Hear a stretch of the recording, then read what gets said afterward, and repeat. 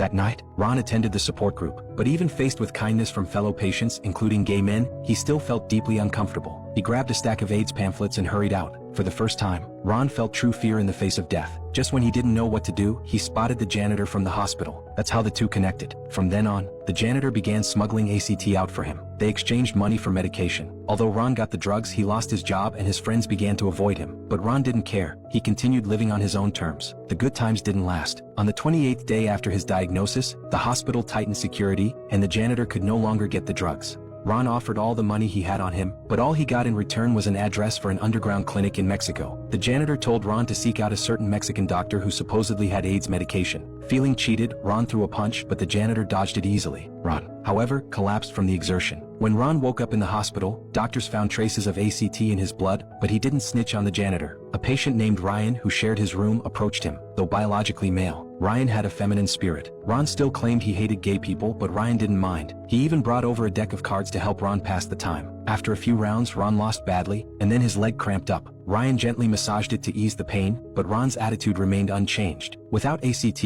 Ron knew staying in the hospital meant waiting to die, so he insisted on checking out against medical advice. When he got home, he found the word faggot spray painted on his door in red, and the lock had been broken. Ron roared in anger, but the only response was the barking of a dog. He took out his gun, blew the lock open, grabbed his savings and a painting left by his mother, and left the place he had called home since childhood. After driving aimlessly for a day, he pulled over, took out his gun, and weighed his options. On the 29th day since the doctor's verdict, he would rather take his own life than die from what people called a faggot disease.